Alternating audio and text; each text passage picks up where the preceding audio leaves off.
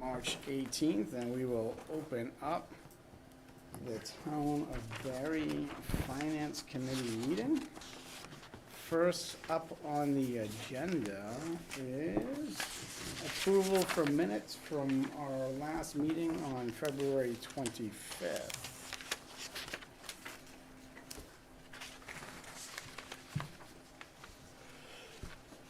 I'm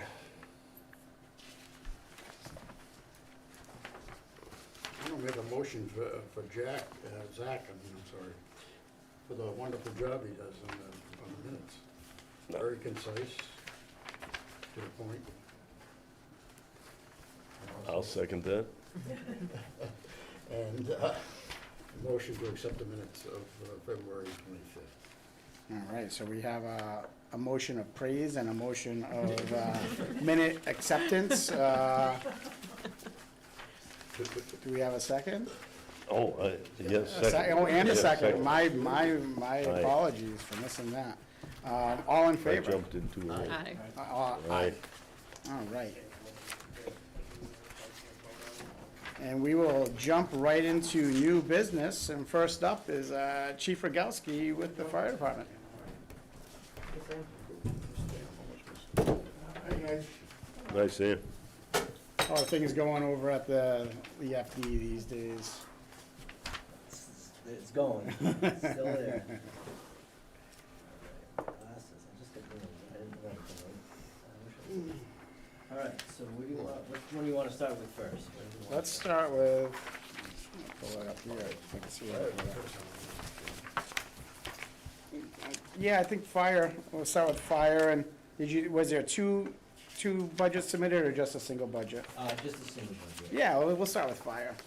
So basically, really no change from last year. We just kept it level funded across the board. So our expenses really haven't changed any. What we budget for is what we purchase. I mean, obviously with inflation, some of the items we normally get, we budget for 3 sets of firefighter turnout gear. The price has gone up, so this year it's like 2.5 sets. It's not quite 3 sets, but we kept the budget as level funded, hoping at some point prices for items come down, but I don't think that's gonna happen in the immediate future, so it is what it is, but everything else is across the board the same. Just adjusted for some potential increases for cost of living increases, and our stipend did go down. Just we had some members that get an annual stipend for longevity that are no longer with the department. So other than that, there's really no change on the fire budget. Okay. So if you have any questions on that. So So right that's now, Oh, sorry. go ahead. So right now, you're scheduled to go through next year as a chief? July till this fiscal year. This July, Yes. okay. So this. So that number could change. yeah, I just right. put that as a placeholder because I do not know Right. what that number's gonna be. So Okay. it's probably higher than it may be, but I figured it was probably better to put it a little high and then cut and then Yeah. come back and say it wasn't enough, so, that, Where are we in the process of finding a new chief? they've conducted interviews and I don't know where it stands from there. Final interviews? Yep, so Thursday, we are going to be conducting, they're gonna talk about the interviews that we ended up conducting, Okay, and then we'll go from there. okay, thank you.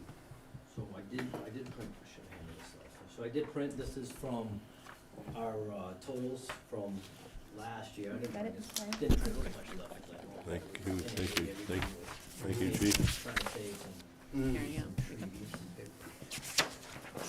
We can always share if you, I made like oh, you made up? Yeah. 7 copies.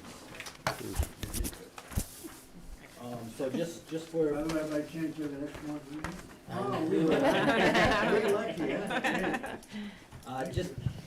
So basically for 2024, the department did a total of 1,654 incidents. We don't call all of them emergencies, but there are emergencies that we go to, whether it's somebody's basement flooded, an ambulance call, a fire, power line call down, any sort of rescue call. So we did 1,654, which is substantial. In 2023, we did 1,633, so a slight intake, a slight uptick, but about the same as 23. In addition to responding to the emergency calls, We did 284 inspections. You know, anytime a house sells in town, we have to inspect it for our house sales. Solar is becoming a bigger thing. Residential solar, we have to do all those inspections. If somebody puts solar panels on their house, the fire department has to inspect it. We have to approve the plans. And then once they're installed, we have to go inspect prior to the building inspector. All of the commercial buildings in town, any liquor license inspections, all that. So total, we did 284, which is slightly less than the year before, but the year prior, we had to do all the multifamilies in town. Every so many years, any multifamily home has to be inspected, so we didn't have those this year. So that's why it's a little bit less than last year. And then fire education and CPR training. A couple of our members are certified CPR instructors, so we try to do community CPR to the public for no cost. The only cost we charge is for the actual, the physical card. Our instructors just do it and do it for residents Great. for no cost, Thank you. other than, again, for the card. So between that and fire education at the senior center, at the elementary school, we've been trying to do a lot of programs at the high school. In this current semester at the high school, our fire prevention coordinator, Christina Guffson, worked with some of the local fire departments around, and they're doing I don't wanna say it wrong, but it's like a junior firefighter program at the elementary school, at the high school, in one of the flex blocks. So they're actually teaching some of the high school kids about a career in the fire service and EMS, hoping that maybe that will, Yeah. you know, get kids interested that wanna pursue the career or just be local volunteers in their community. So that just started. So far, it seems like it's been Fantastic. pretty successful. They've only a couple weeks into it, but hoping that it's going to, Warren does a similar program, so they kind of modeled it off what they did at the Warren High School, which is a very successful program, so we're hoping that Good. as Great. it goes, it'll flourish. So between that and CPR training, you know, we did 50 events throughout the year, which is quite a bit. And you can just kind of see the breakdown. These are what the National Fire Incident Reporting System, anytime we go to an incident, we report it to the state, and the state reports it to the federal level. And, you know, when you see on the news, there were 1 million houses catches fire, that's where this number comes from in the United States. So you can just kind of see the breakdown of what those calls were. Yeah, vast majority of our calls, rescue calls, which includes EMS. EMS calls alone, we did 1,104. Well, somebody calls, just strictly needs an ambulance. So that, you know, by far is what a majority of our calls are for, ambulance calls. Fires and explosions are obviously, you know, fires that occur inside, outside, dumpsters, cars, power lines, stuff like that. Hazardous conditions, those are your carbon monoxide incidents, those are any sort of fuel spills, chemical spills, broken thermometers that have mercury in them, stuff like that. Power line down calls are hazardous conditions. Service calls, those are your, you know, residential lockouts, auto lockouts, those are your cellar pumps. Those are investigations a lot of times. So if somebody calls and says, hey, I smell something burning in my house, and it, you know, is unfounded, that's considered kind of a service call. You know, we do quite a few service calls, assist the police. Sometimes the police need just to stand by for various activities that they're gonna do. And it doesn't turn out that they actually need our service, but we stand by in case our service is needed for various things, EMS and fire related, so those would be service calls as well.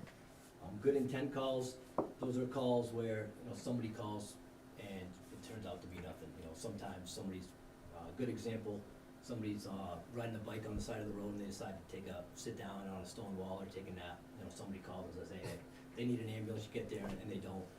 Some of these good intent calls are, you know, somebody witnesses somebody fall in a parking lot, they call 911, the person gets there and says, no, I don't need a call. So we do quite a few good intent calls. Some of those as well are life alert activation, somebody that has one of the pendants that you would push if you need help.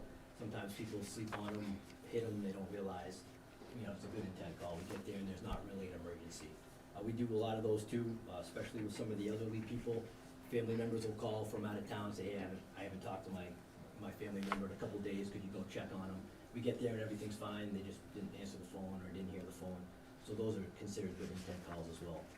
False calls, those are just your fire alarms that turn out to be nothing. You know, the fire alarms go off for no reason, or for, you know, somebody burnt their toast or burnt dinner. Severe weather, natural disaster, I mean, I think that's kind of explanatory. So we've gotten some crazy weather, and those calls are more for like investigation. So if, you know, we have some areas in town that are susceptible to flooding and heavy rains, or especially this time of year when the ground's still frozen and we get that heavy rain. Those are, we gotta go down there and check it out, and make sure that they're good. Sometimes people report microbursts, and we'll go to a certain area of town where there's been some significant storm damage. And we didn't have any special types or complaints, which, those would be an official, somebody called and made a formal fire code complaint that we'll go investigate. We didn't have any of those. And then you can kind of just see some of the breakdowns. I'm sorry, we did 1,121 EMS only calls. The other thing to note is the number of mutual aid calls. So we received mutual aid 166 times, meaning we either didn't have enough of our own resources, or we needed additional resources because it was a very big incident. We had to call in help 166 times, and we only gave help 128 times, meaning we went. And in that mutual aid given, we don't count going to New Braintree or Hardwick, because we have a service contract. We count those in our regular numbers, because it's not mutual aid, because we don't actually receive help from them for ambulances, they don't have ambulances. And then kind of the big number that kind of kills us a little bit is the simultaneous calls, which means, when we break down 1,654 calls, I can say we average, 4.5 calls per day. It's not 4.5 calls, one, and then a couple hours later, one, it's, They're all at 8 o'clock. one call comes in, and then another one, and so those simultaneous calls, we had 377 of our calls occurred during the time of another call, which makes the response for mutual aid received pretty high, because we can only really handle so much at one time. And then, if you look on the second page, this is from our fire report, and you can just see what those calls for, this is strictly ambulance mutual aid. Second medical calls were just times that we had 2 ambulance calls at the same time, where we weren't able to go to both of them. So we were only able to go to one, a second one came in, and you can just see how many times we called Hubbardston, Paxton, Rutland, where, second fire calls, those are, when a fire call comes in, just say a brush fire or a fire alarm, and then another call, either an ambulance call or another fire call comes in. Multiple fire calls at the same time don't happen as often, 27 times, but they do still occur. Mostly it's a fire call comes in, then an ambulance call comes in, and then immediately followed by a fire call, which causes us to have to split up our resources and make on-the-spot decisions.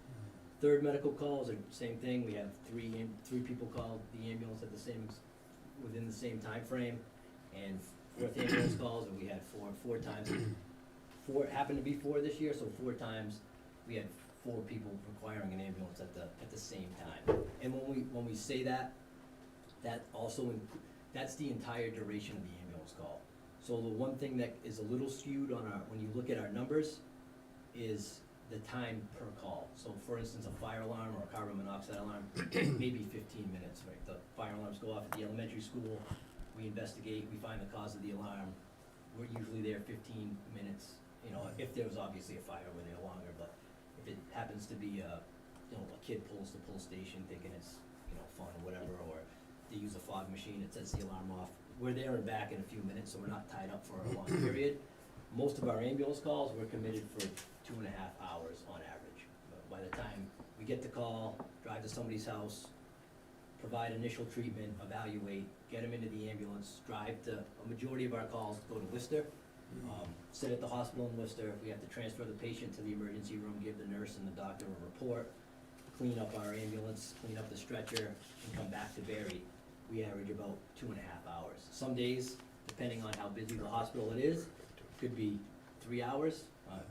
Obviously at 4 o'clock in the afternoon to drive through Holden or Paxton, traffic is much different than at 9 in the morning. So we average about 2.5 hours per ambulance call. So when you look at that, one ambulance call can tie up 2.5 to 3 hours before we're able to respond with that crew. So that's why we get a lot of those second, third, they don't necessarily occur at the same exact second, but our ambulance is at the hospital, another one comes in, that we call that a second or third, fourth. Question, Chief. Yes. This information, is this on in software in Rutland?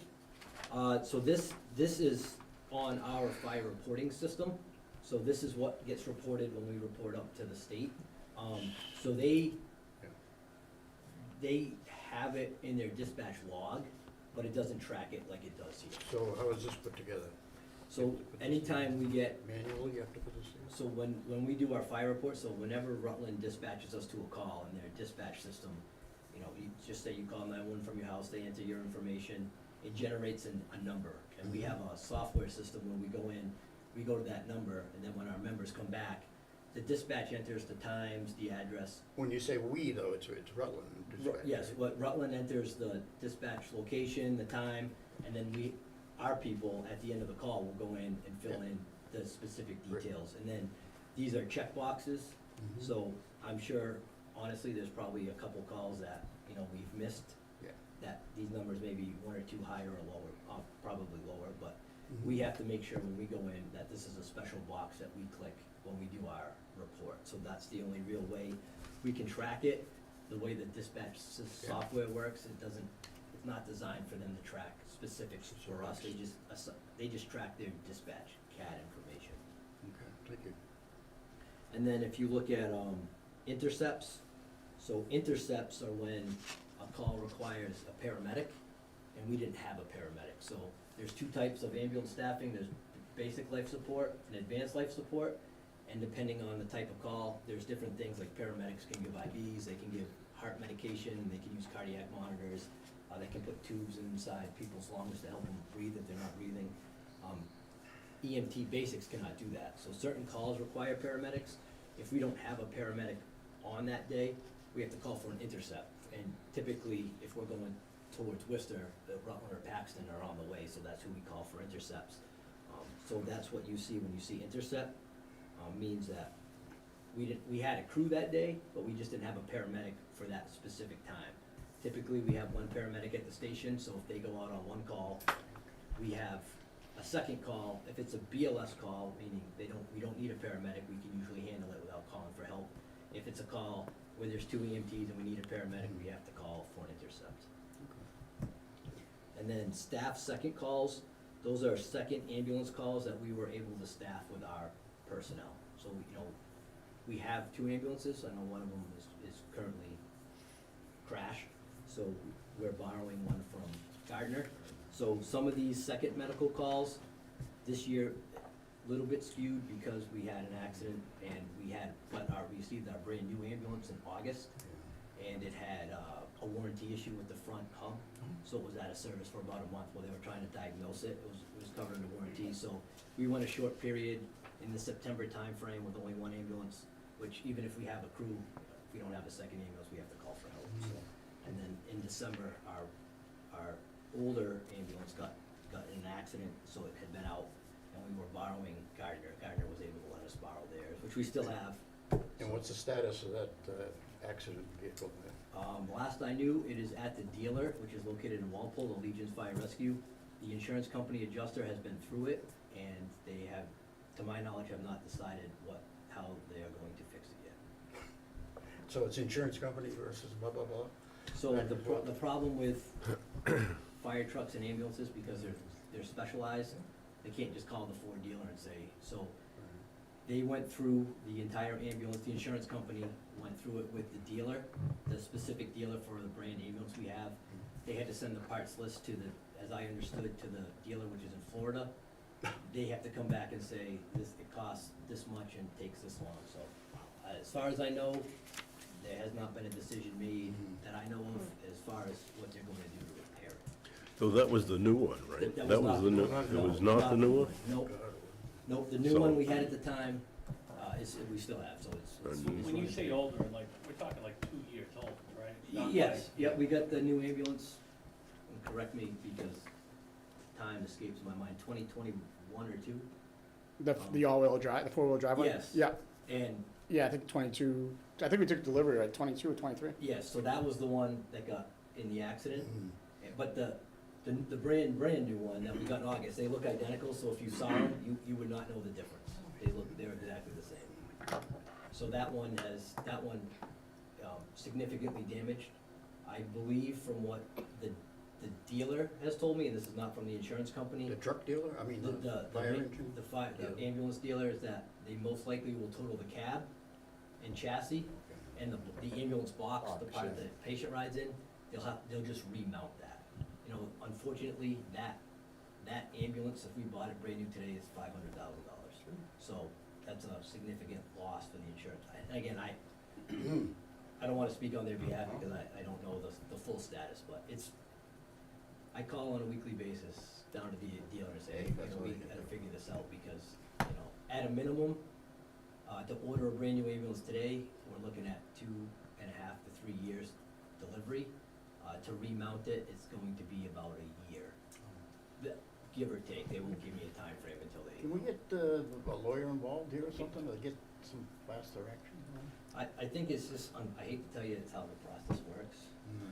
Well, I know insurance companies can be very difficult. I know, North Brookfield, I believe, their ambulance got in an accident and it took 3 months from the time of the accident until they made the determination on what the process was gonna be to fix it. Any, sorry, I was gonna say, any idea how to, like, is there a projection of how much, when I say money is being lost, I don't mean like we're a business and we're profitable, but, Right. you know, it's encouraging. Last year, you came in and you brought in like $600,000 in revenue for the ambulances, which helps offset all of the bills and stuff. Any Yep. idea, like, how much we're losing being down in ambulance, and does the insurance take that into consideration? Good point. They don't. That has been brought up. When I say we, the town, the department, I use the number of $500 per ambulance call. So for every call that, you know, we don't staff, I use that number, an average of $500 and what it would cost, what we would make in ambulance billing revenue. We were very fortunate, once the accident happened, I immediately called all the local departments. Gardner they have 2 primary ambulances and they had a spare, a third one. And they said as long as their other 2 are good, we can keep theirs in service, we can borrow it. So we still have the 2. I mean, unfortunately, our new one, you know, had that warranty issue, which took about a month to diagnose. So for a month, we were down to 1. But right now, we still have the 2, you know, knock on wood, Gardner's ambulances stay good and we can continue to borrow it and maintain it like we would maintain our own. And that will get us by until we can get the other one back. We're not paying Gardner though, so, No, we're just paying for basic maintenance, Okay. oil changes, tires, Yep. anything like Awesome. that. But yeah, they're not charging us. super any- nice of them. Yeah, and it's fairly common in the fire service if somebody had, you know, if somebody had an emergency fire truck break and somebody had an extra one, we would let them borrow, so. We had Rutland's for like a while, a couple years ago, right? We did, Yeah. when the one that we replaced with the one that got damaged, that was just broken all the time.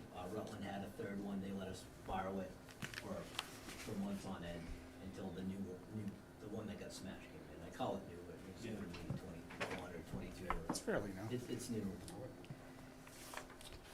Well, So that's just kind of a breakdown of where our mutual aid ambulance is. And then, you know, one of the things that kind of hurts us as a community is that a lot of the other towns around us don't have ambulances.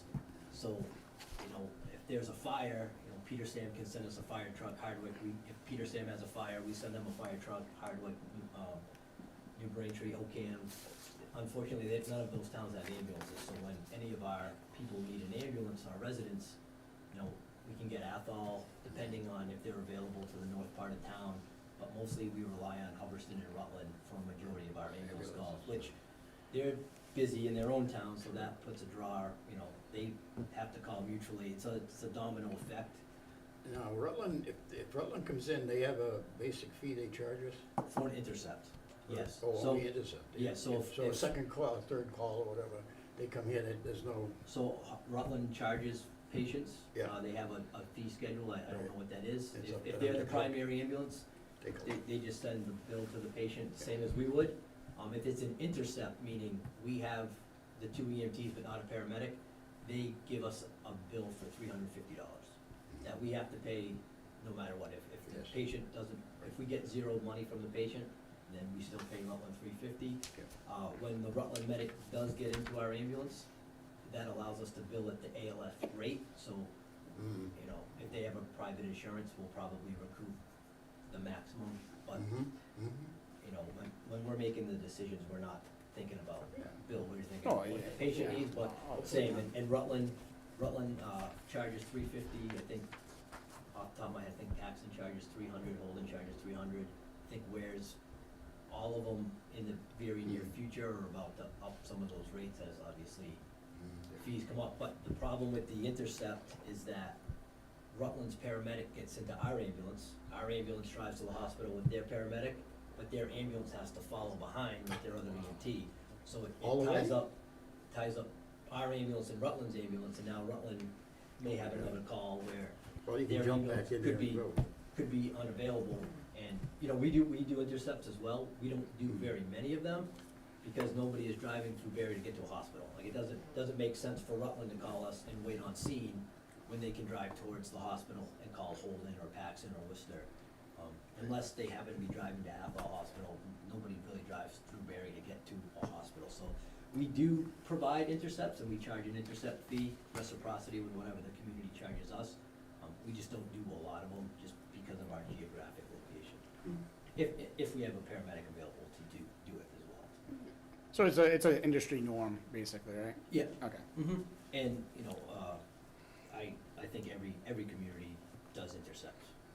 So, and paramedics are hard to come by, especially in the Commonwealth of Massachusetts. There's a paramedic shortage statewide, so it's a pretty common thing for intercepts. And we have one in town?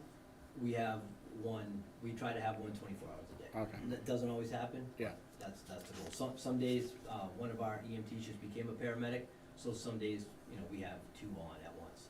And when we have two at once, we try our best to leave one paramedic back, so that if we have a second call, we have the paramedics available. Or, we also do our best that if we, you know, the paramedics assigned to the ambulance with another EMT, if we get to the call and it's a call that doesn't require a paramedic, if we have the extra person, we try to leave the paramedic back in town, so that if we have a second call, we have that paramedic available to provide. And not because we're worried about intercepts, but to make sure that the people in Barre are getting the highest level of care. Because, I mean, all this stuff takes time, right? Yep, It takes yep. Rutland time to get to Barre, it takes Paxton Yeah, time. yeah. Athol Are these, time. are these folks, when they're on call, are they on call or are they in the station So we do both. waiting? So How we many- have, How many? so we have 2 people at the station. We try to have 2 people at the station 24 hours a day, with the primary job of, they're primarily to staff the ambulance right away. 1 paramedic and 1 EMT. We also try to have a person at the station from 7 AM to 9 PM, 7 days a week. And that third person, we don't always, it's not a guaranteed thing, but that third person responds with the ambulance. They're an extra set of hands, especially a lot of people we have to carry downstairs and in stair chairs. In the snow, you know, they'll shovel the steps. And that person, again, if there's a paramedic and it's a call that doesn't require, the paramedic will stay back. And then that person, sometimes our calls are pretty legitimate when people are, you know, severely injured or sick, and we need an extra person in the truck, that person. Anytime we have a second call, and then we hit the tones, and whoever's available, if they're available, they'll come out and man the truck, staff the truck with that. So a majority of our people have jobs, they don't work in town, so that 6 AM to about 6 PM every day, it's pretty tough to get a second person, because most people are at their jobs or sporting events and stuff like that. So that's really why we try to have that third person. Even now, we're finding that, you know, even at 7, 8 o'clock at night, people are still, it's harder for people to find time to come out. But you try to get 2 24 hours a day. Yes. Mhm. So the extra one, that's, the extra one is hard to get. Or you're having trouble getting the Yes. 2. Yes. Yes, we're struggling. Okay. Yes. And then you can kind of see on, while we're looking at the papers, on the third sheet, this was our billing, this was our fiscal year. They don't break it down by calendar year, so we'll do it fiscal year. This is fiscal year 24, so July 23 to June of 24. And the department was able to bring in, so I know we go through this every year, it's confusing to understand, but where it says billing, that's what the department was billed out. So every time we go on a call, we have our set rate of what we charge per call. The department was able to bill out 1.48 million. Credits are what we actually received. So we billed out 1.4, and we brought in 531,000. And then the adjustments are what Medicare, so in Massachusetts, Medicare, well, I guess nationwide, Medicare, Medicaid caps the rate, so you can charge whatever you want. Medicare, Medicaid, Mass Health says this is what, workers' comp, same, this is all you can get. So when you look at our adjustments, and that could be what patients don't pay as well. And so our adjustments are substantially high, and if you look at our average, it's about average. Our revenue, you know, what we bill out depends on what we go on for calls. So the more calls that we're able to staff and not call mutual aid, one, our patients are getting better care because the ambulances are getting there faster, and you're getting there with, you know, Barre responders that know Barre, and we know most of the residents, I think, pretty well. And the other side is we're getting the billing revenue, which offsets the budget. So when we do, you know, this number will be used to offset the EMS budget, which we use, you know, every year. So is that about average, that Yes. you get about a third of what you bill? Pretty much, when how you it go is. back, I've gone back and looked, and yeah, our numbers That's- stay average. I mean, our credits have gone up, our billing has gone up because we were able to staff some more calls. Currently, our billing is down this year because we haven't been able to staff as many calls. So if you look at where we were this time last year to where we are today, it's about $10,000 less. So, you know, we try to staff the calls and maintain the calls. And there's really nothing, the adjustments, we have a billing company, Coastal Medical Billing. There's like 3 main billing companies in the state that handle EMS billing for virtually every service. There may be a couple more, but I think there's 3 major ones. We use Coastal out of Sutton, really good. They handle all the billing, so basically, when we get a call, we do our report, and every couple of weeks, they go in, and they handle all the billing and stuff. So when they tell us that, you know, they're not gonna get any more from a patient, that's kind of what it is. And at the end of the day, you know, my goal is always to provide the best service, but I understand how important that revenue is on the flip side.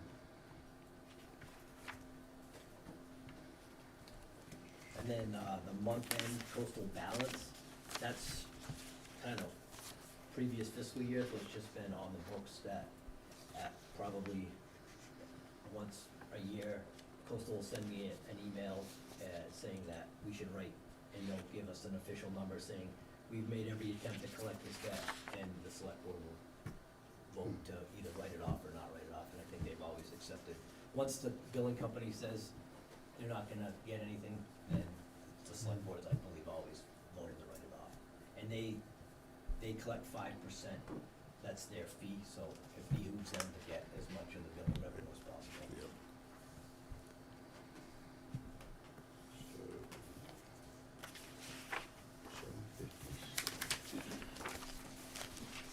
Any other questions on fire before we move on to the ambulance budget? And so I will say, every year, there are 2 presentations I look forward to, right? Yours being one of them, and the Voc Tech School. Like, I think they do a really fantastic job. I agree. You know, I learn a lot about, you know, the fire system and the ambulance services and how to make sense of this bill, and I think the community does. You know, I'm gonna say, it's tough that this is gonna be your last year, you know, and I think the community is losing a pretty great resource. You know, and being on the finance committee, I look at like, you know, financially, is this the best decision, you know, like we're making? And I got nervous listening to the interviews the other night, which they all had something great to say and all had great things to offer. You know, but I get nervous because there's a conversation around like, depending on who gets hired, additional people might leave, you know, and then you said something about we're already struggling to staff. You know, it's frustrating when I look at it, but I wish you'd stay, right? Like, and I think the community does too, but that's just me saying that. I appreciate it. I agree. And it, you know, it is a struggle to get people. It's a legitimate struggle. So any questions on the fire budget, any item particularly? Well, it seems like you got, the 74% seems like it's misleading. Because if you read your notes, under notes, it's really 10% increase. Is that what you mean? In your Yeah. notes? Well, It's really 10% increase roughly. and that, you know, when the books get certified for this fiscal year, that'll probably be the number that reflects because of the change of full-time to part-time status. Yeah. And again, that number I put for FY '26 request, I wanted to put that number what I thought would probably be the very high end of what could happen, so it's, again, easier to come back and say, hey, we knocked some money out of it versus Yep. coming back and saying, we need to find more money, Yep. which I know is probably not gonna happen Yeah. for any community this year, I don't think, so. And is the chief's salary, is there also, that comes from other buckets, like the ambulance as well, or is that solely from? So the way it was always solely through the fire, and then in the last chief contract, they had broken it down by, a little bit came out of EMS, a little bit came out of fire. In this budget, it's all reflected out of the fire budget. So Yes. ambulance and everything's reflected out of the fire? Yes, Okay, so you won't see a line, and I'm for sure- the chief and the correct, ambulance, in okay. the EMS budget, correct. And that, in the fire department salaries, Yes, it's jumping from 25 to 50. Well- Back in 24, So fiscal it- year 24. so that It was jumped. expended, what we budgeted for, what was approved at town meeting was 50,600.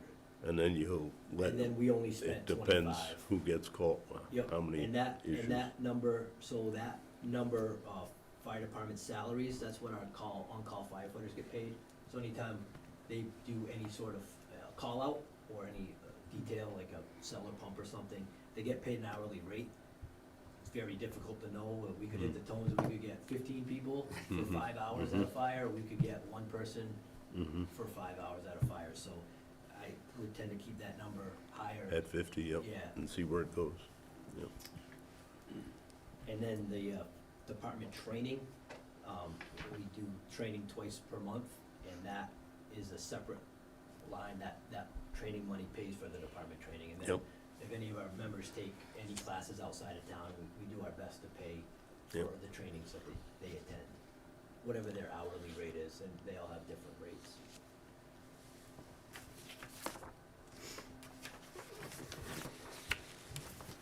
I know it's a tough conversation, but the fire truck, Yes. that's the pumper truck that's coming in. So we got the lease agreement. There's been some talk on debate, and maybe you could clarify if, we've heard from, I think it was the treasurer thought, his interpretation of the contract is after the 7 years, the truck could go back to, that's not the case. No, it should be a $1 buyout. A $1 So we buyout. did the same exact thing for Fire Engine 4, which we bought in 2019. And I believe we did the same exact thing for the ambulance that got crashed. Mhm. And I know the last ambulance was ARPA money, so we've done it for the last 2 major fire department vehicles. I believe the DPW superintendent's doing it for, So like the municipal he lease. wants to do it for the new loader, Yeah, yes. that's So right. it's the same Okay. thing. I think the terms for that were just a little less. Okay, And I don't have the contract in front of me to read, so I'm not saying that the language of the contract could be wrong, but to my understanding, it was, at the end of the 7, it's a $1 buyout, you own the vehicle. okay. Yeah, no, I read through it, and, you know, it's a lot of legal jargon in there, so I figured I just, Yeah, it should Yes. mirror identical to the one that we got in 19. no, the other Yes, truck that's up the there. other fire truck, it was purchased the same way. And Did that get emailed to everybody? I believe so, I thought I did. yeah, I got it. I didn't get it. the same, everyone, you got, Oh, I got it. I can look and see if it was did it only come to? emailed to everyone, but yeah, definitely. I know Leanne got it. If not, I can send it to Yeah. everybody. And then, when does the town expect delivery of that truck, do you know? I just asked the other day, and I believe it's not gonna be till July or August Okay, of this, so which would Yeah. be next Which would be fiscal year. next Yeah, next- I don't know if yeah. that changes, Okay. makes things better or worse, but. it's about the same. I think it depends what happens at the ballot box with the Yeah. debt exclusion. So it hasn't, it's slated, again, I believe by the time we receive it, they're saying July, August, I'm gonna tend to say it's probably gonna be on the back end of August, Mhm. pending no more supply chain issues, which Yeah, oh, exactly. I think just thinking out loud here, the only thing that we would have to potentially adjust would be including a fire truck into the budget. Right, if it doesn't pass at debt exclusion, that money has to come from somewhere. And this was the one we ordered three years ago. Correct. So it's taken 3 years. Yeah. I know some people hear it, they think we're getting another one. It's not. No, this is, if it was at 2023, 22? 22. Yeah, How many times have we voted on language on this particular? at least Three? two Three. times, Maybe. potentially three, yeah. Hopefully the debt exclusion. Alright, so that's something we do have to keep an eye on as we roll into April. And again, I've been trying to get a solid delivery number, and the best I can get is July or August. Well, it's better than June. It won't, yeah. I know. Where's the factory? That is in Wisconsin, Wisconsin. Appleton, Wisconsin. How did they get here, like driven on the road? Yes. Do you guys go get it or they No, bring it? no, they bring it because it's part of the break-in process, then it'll get finished in Wisconsin, we'll inspect it, make sure everything's good, if we find any deficiencies, they'll take care of it. They drive it to the dealer, which is in Walpole, they'll have it for about a month, where they'll then go through the oil change, and they'll make sure if anything happens between there and here, that it gets fixed. So it takes about a month, once it hits Massachusetts, before they deliver it to us. Excellent, thank you for that. Now, on to ambulance. All right, so not really a whole lot changed. Try to do our best to see where we may have had some extra funds to cut. We really don't have a lot. I did notice an error in this with this overtime did not auto-calculate. So the bottom number is 40,000 off. Where's Oh, that, Chief? On the total, yeah. So on the subtotal for salaries, the 40 for overtime Where- didn't make it into the formula. It's in the It's- line. It's on the line, but it didn't auto. So on the 644? Yeah, Yes, it should be 684. so next to the Thank you for that. 36,000, Yeah, yeah. and then the total at the bottom should be 796. Thank you. I just happened to catch that. No, that's great, thank you. 796 and 756, 796, 756. thank you so much. So I try to include in the,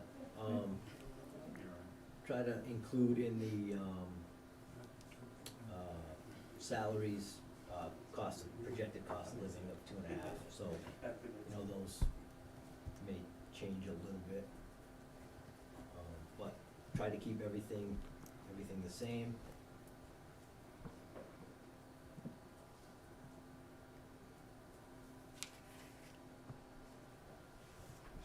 And then on expenses, we just kind of had to reorganize a little bit about some of our service agreements. So the state, requires to maintain our ambulance license that certain things have to be annually serviced. So that's where our service contracts are. Our hospital affiliation agreement, we have to have a doctor oversee our EMS service. We use Dr. Weisberg out of UMass, and that's the fee that we have to pay to have her as our medical director, our doctor, that our paramedics actually work under her license. So she dictates some of the stuff we can and can't do, some of the training we have to have. She reviews most of our high acuity calls, so a CPR call, a call where it was a life-threatening call. She'll review to make sure our level of care was appropriate and give us any advice on we could have done it better, what we could have done differently, if there was anything different we could have done. Anytime we have any sort of protocol violation or anything like that, should we have any, she would review that and work with us to get any of that stuff remedied as well. So it's quite a bit of work for what she does. Only 4,000 a year, like the whole year? Yes, yeah, we pay her one time. Could we hire her for an year? She does quite a few, she does quite a few. She does 25 communities. Yeah. Our ambulance license fee, that's our annual fee we pay to the state to maintain our ambulances. We actually technically have 3 ambulances because one of our fire engines It's considered, we classify it as a class 5 ambulance, meaning it can carry basic life support supplies. So in the event, I'm sure you've seen in town, you'll see a fire truck at somebody's house with that is technically a class 5 ambulance, so it allows our EMTs to work at the level of an EMT. Technically, without an ambulance, even as an EMT, I can't work as an EMT without having met the state requirements. So that fire engine carries some basic life-saving stuff that we use. So in the event that an ambulance is out of town and we don't have one, we'll do our best to staff the fire engine, and that responds as an ambulance, but, you know, we have to pay a little bit of money to have that through our ambulance license fee. Our DEA license, because we carry narcotics in the ambulance, we have to have a license from the DEA that verifies that we do it correctly and safely. CBED dues, so in our ambulance, we have a radio. Every time we go to the hospital, we have to call the hospital from the back of the ambulance, and we basically give the hospital a heads up, hey, this is what we're coming in with, and they may ask questions based upon what they can do to get ready at the hospital for our patient. You know, that comes with a cost. Every time we use it, there's a fee, so the more calls we do, the higher that is. That's why it's stayed about the same. We have averaged about the same.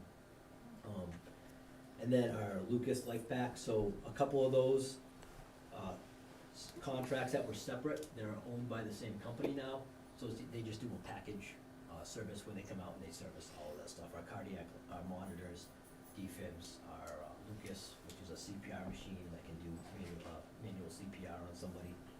So just to clarify, the infusion pump, that's why those are zeros, right? We actually do not have infusion pumps anymore, so that's why that's zero. We can actually probably in the future delete that line. I just Okay. left it there because it was a previous line Yeah. item. And then, so then you have cardiac monitor and the defib, that's all Yep. bundled into the Lucas Life now? Yep. Life Pack owns those, so Okay. Physio Controls owns those, so it's all bundled.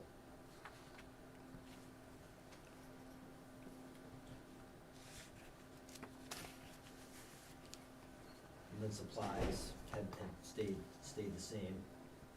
You know, one of the problems with EMS supplies, as you can imagine, just like in your medicine cabinet at your house, you got a bottle of Tylenol that expired, you know, a year ago that you forgot about. So a lot of our supplies have shelf lives. Some stuff we use a lot, and then all of a sudden we won't use it for a long time. So it is what it is. We try to do pretty good. One of our paramedics, John Hanson, does the ordering, and he's as thrifty as they come about trying to make sure we're using the oldest stuff first, so that we're not throwing stuff away unnecessarily. And anything that does expire, we use as training items. You know, unfortunately, like everything else, supplies are expensive. Ambulance billing, that is what we pay Coastal. And we also use that to pay the other communities for their paramedic intercepts. Plus 5% on top of that? No, Oh. nope, so what Coastal does is rather than keep 5% and give us the money, they give us 100% of what they collect, and then they give us an invoice for whatever they collected, so that we just pay, that's what that ambulance billing line is. So they deposit every 2 to 3 weeks, and then they give us about a bill, I think it's like once a month we get the Coastal fee bill. Seems like a pretty good deal for like the amount of service they actually provide for that money. Yeah, they do quite a bit of work, quite a bit of work.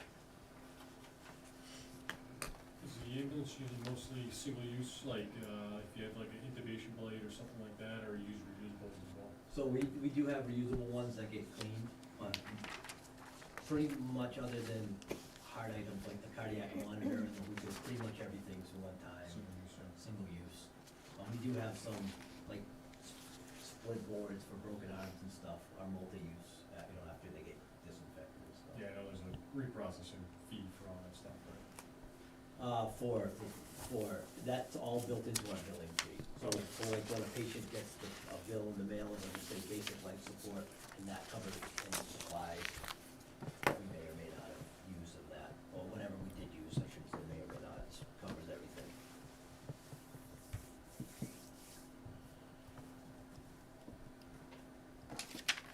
And then our ambulance license gets renewed we do it in November.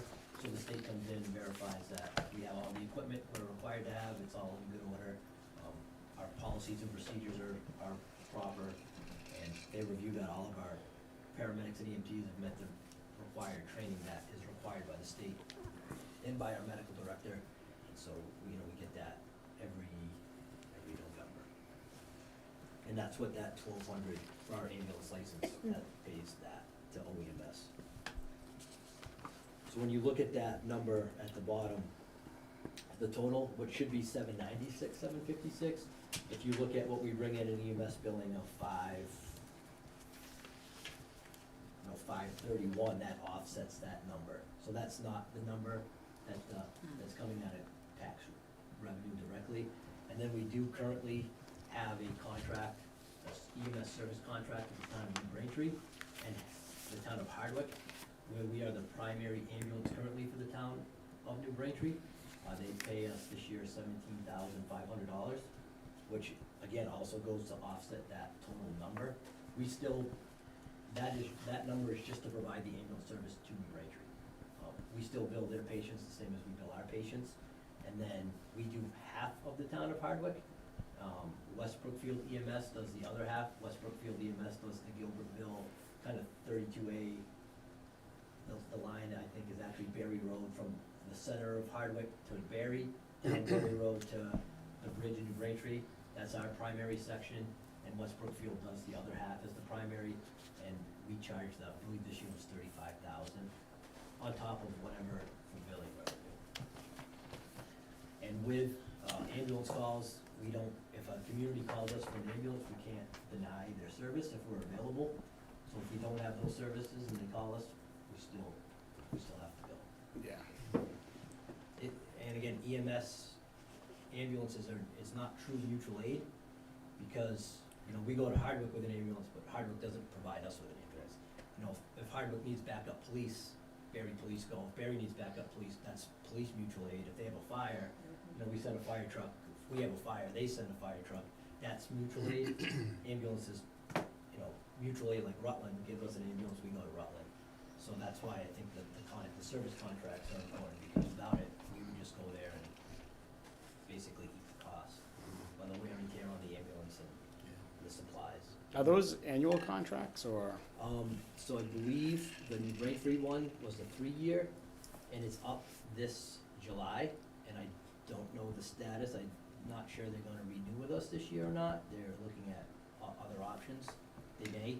And the Hardwick one, I believe that was a 3-year contract as well. And in terms of servicing, I know it's not in your basic reports because of the deal, about approximately how many calls do we send out to those towns? So we did just shy of 100, I think we did 145 to Hardwick, and we did 80 in Braintree. Okay. And I can give you the exact numbers if you want. Oh, yeah, Take sure. me a few minutes.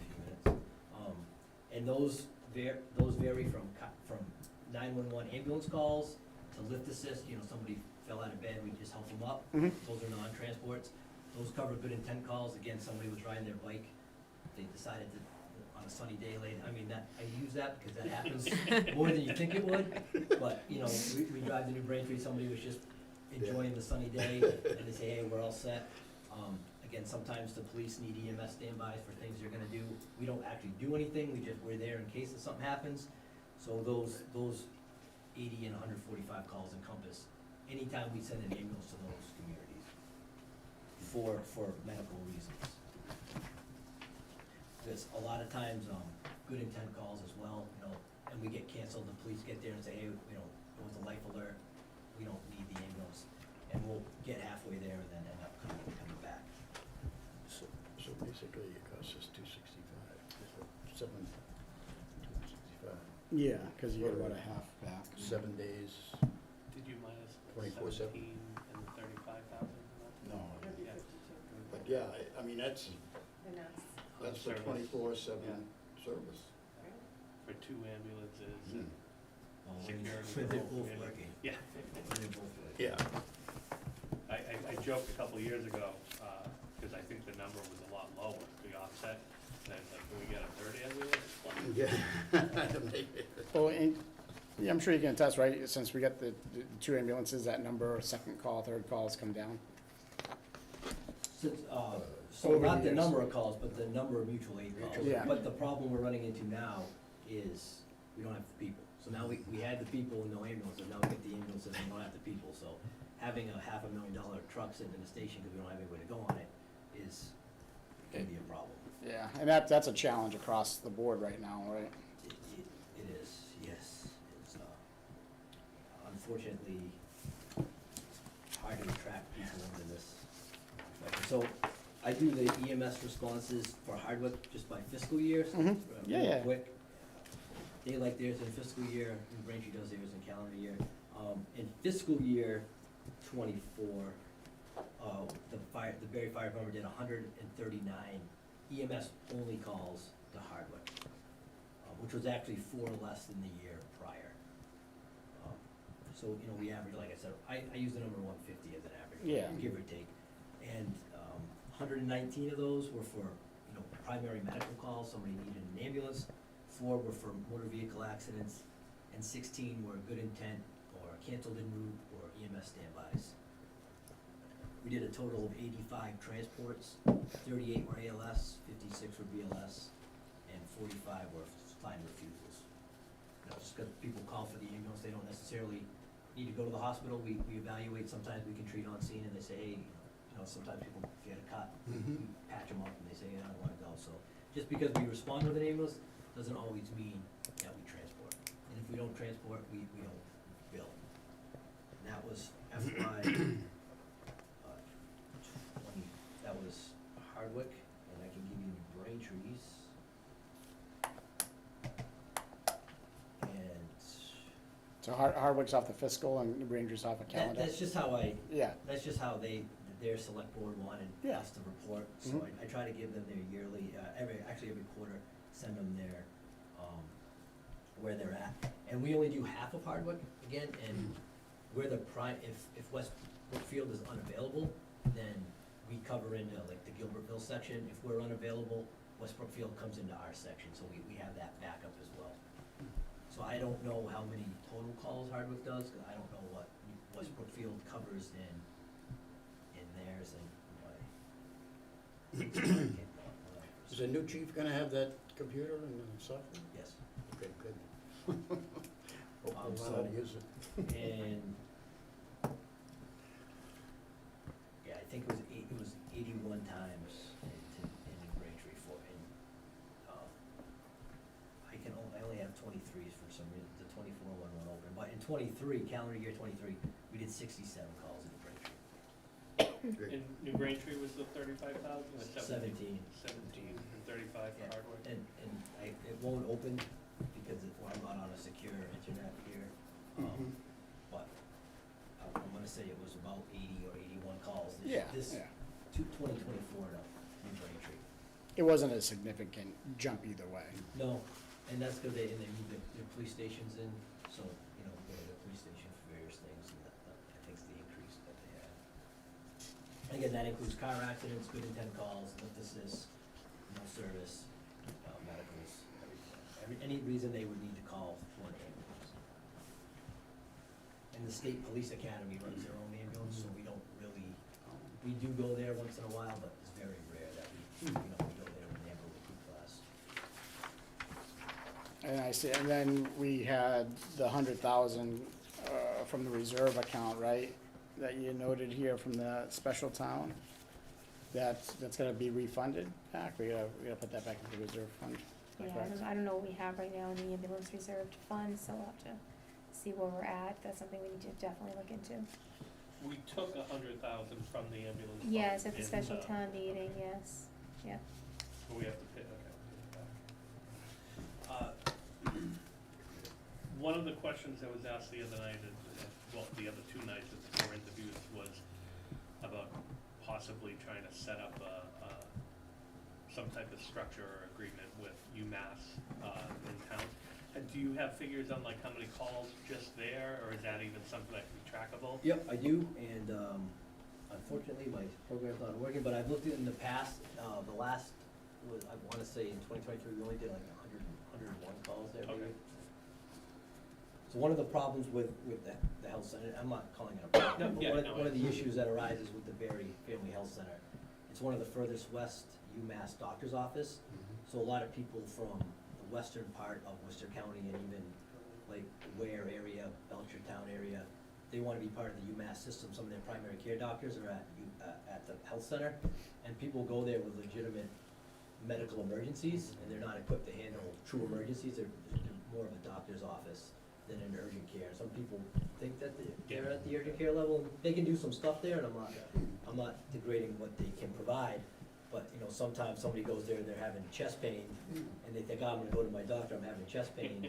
And they get there and say, well, you know, if you're having a heart attack, we have to get you to the emergency room, so they'll end up calling the ambulance.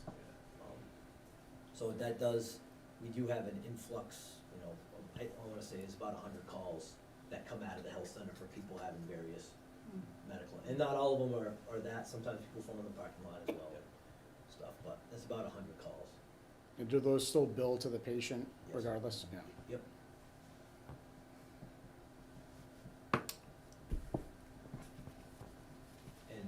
And a lot of those, depending on, you know, a lot of those are our second calls, like, you know, a resident will call primary for the ambulance, and then somebody will get a health center. And those calls are only from the 7 to 4, 7 to 5 time. Sometimes till 6, people get there late, but, you know, that significantly increases our daytime calls, which is when we have the least number of people to respond. You know, nobody's going to the doctors at 10:30 at night. Hopefully. Yeah, hopefully. And it, like I said, some people drive there and think that it's Yeah. a hospital, and it's not at that level. Yep. Yeah, and that might change at some point. Yeah, 'cause what's the closest urgent care? Holden or Gardner? Athol. But even if you look at urgent cares in Holden Fire, same thing. Somebody goes to urgent care and it's something they can't handle there, and they get an ambulance ride to the emergency room. Haywood, in Gardner, and Tully and Athol, I see their ambulances, you know, their chiefs say the same thing. You know, some people don't realize it's as bad as it is until they get there and they go, oh crap, we gotta get you to an emergency room. Yeah. Or they drive themselves and they can't let them drive, you know, it's too dangerous to let them drive themselves to the hospital, so call for the ambulance. Excellent. Well, thank, yeah, do our best to make it work, you know, thanks for, keeping it as tight as it can be. I did see, there was a reduction in the paramedic salaries, not by much. Was that intentional, last year being 295 down to 287? No, just the way, you know, some of our seasoned medics who get higher into the pay scale have since left, and we got some newer medics, and they just don't get the same rate, so. Okay.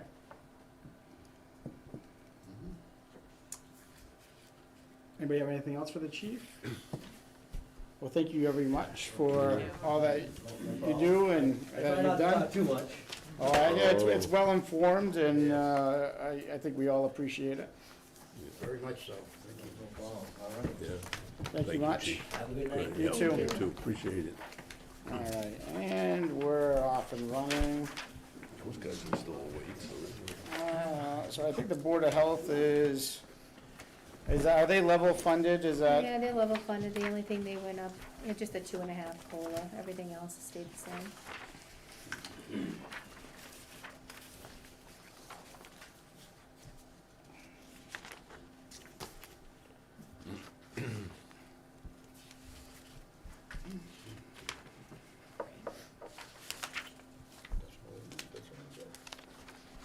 Yep.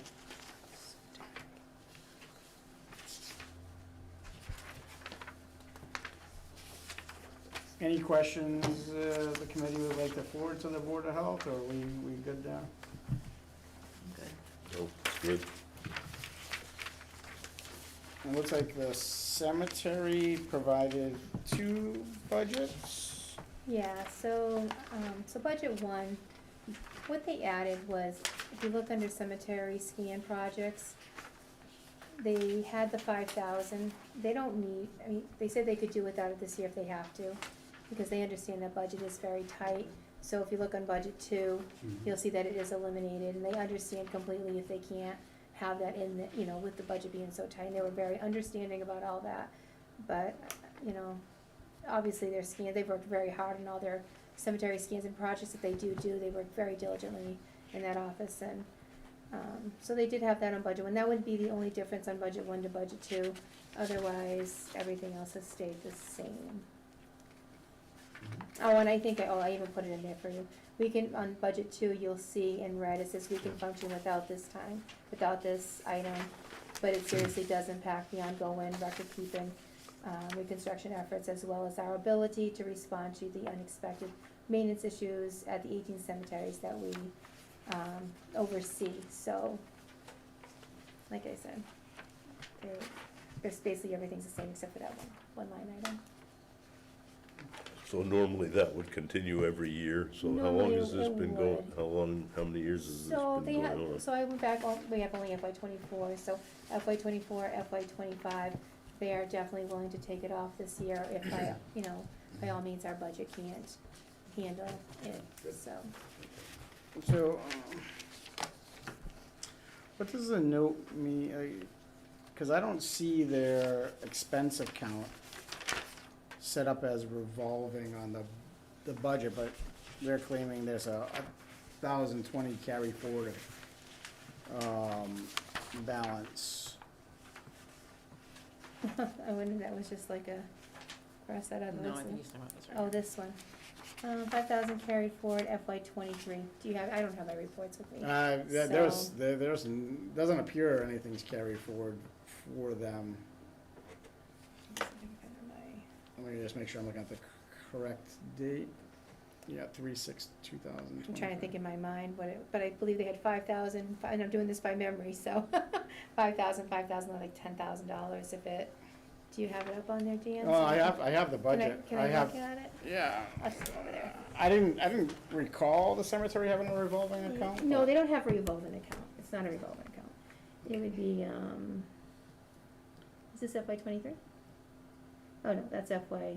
No, that's just current, but if it was a carry forward balance. So, it'd yeah, I show. just did FY '23 because the FY '24, so FY '24 is in there. So if you got me to FY '24, I could, they had it over on the carry forward right here. I just was trying to put as much information for you Okay. as I possibly could.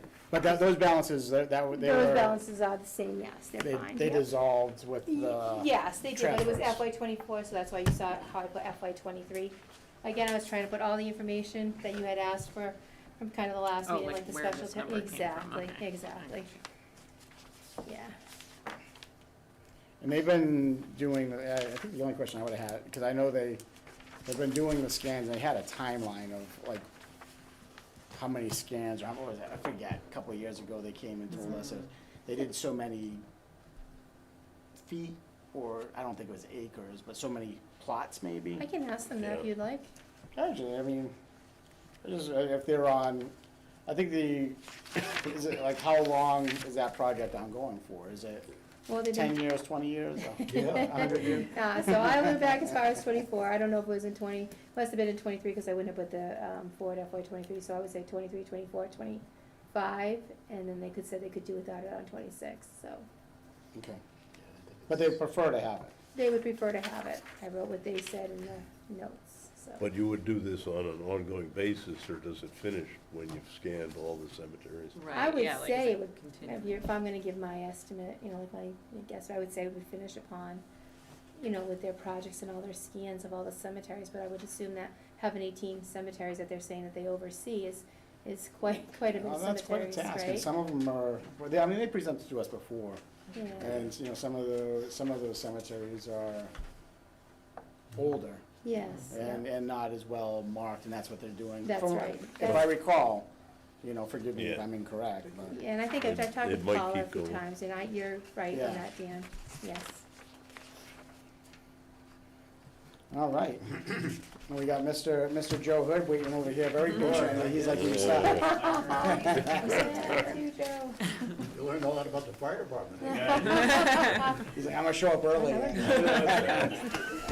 do have a packet for everybody, and it looks like a lot, but I promise it's really not that bad. And I made one for everybody, including you. Thank you, Joe. Yep. Thank you, Jim. Sarah? You're very welcome. Thank you. Oh, just enough. Good. Thought thought I'd have an extra one for Sam, but. All right. Sounds like a decent deal. So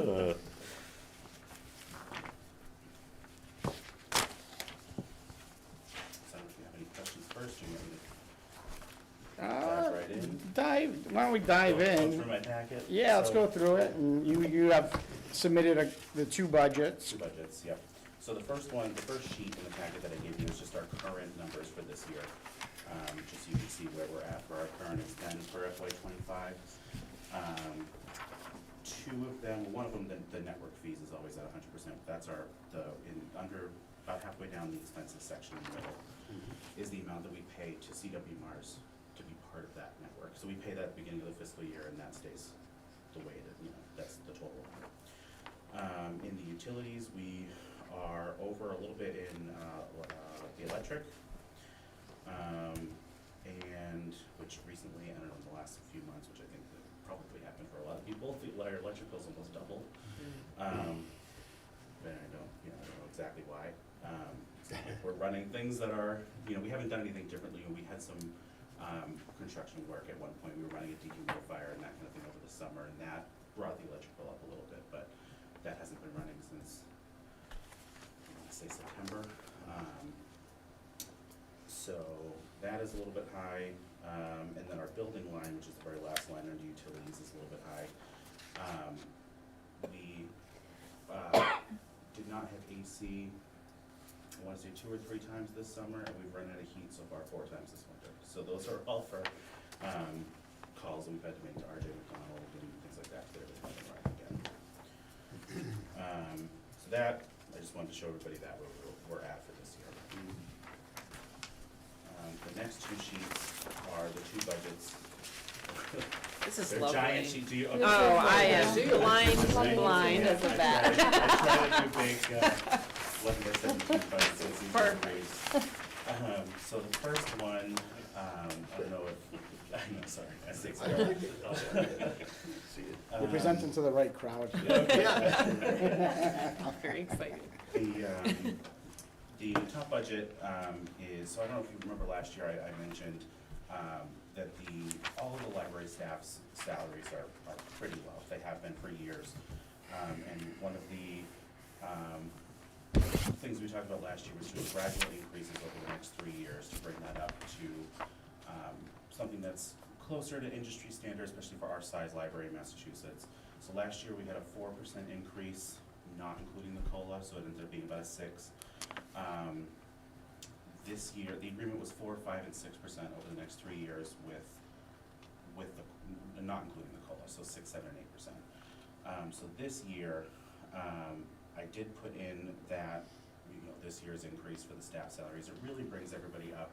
It's not much. It's like $1.20 per hour per person, something like that roughly.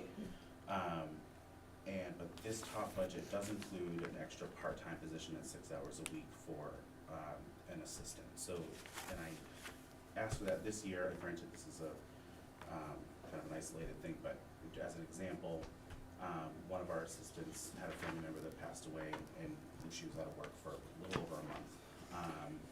And we only had one other person to be able to call in to help cover those shifts, which makes it difficult when they sometimes overlap shifts just on different floors, or one of them, she's already working in the morning and can't work a 12-hour day and come in for the evening shift and things like that. So this 6 hours will just help kind of alleviate that a little bit. And underneath the expenses, the first, every year I say this too, the first 3 lines, the books, media, and public technology, those 3 lines for us to stay eligible for state aid and for certification has to equal 19% of the total budget. So that has increased a little bit to stay at that 19%. Under the utilities, I kept most of it the same. I did increase the electric a little bit. That was done before I realized how close we were this year. I mean, we're pretty close to that already. But I did increase that a little bit just because of the trend the last couple of years was a little bit higher than what was originally budgeted. Everything else, the utilities line is the same, including our building line, which covers things like the elevator inspection and water treatment and all the ongoing sprinkler system tests and things like that. That's what that line is at the bottom. and I don't know if I said this before, but the increases under the salaries, I think I said this, also includes the 2.5% COLA. So that is a true amount for this year. The second budget is exactly the same, except for that extra 6 hours a week piece. So that brings it down a little bit. But that's the only thing that changed. And of course, the top 3 expenses lines were brought down a little bit because that money is now included in that budget. We can bring those 3 lines down.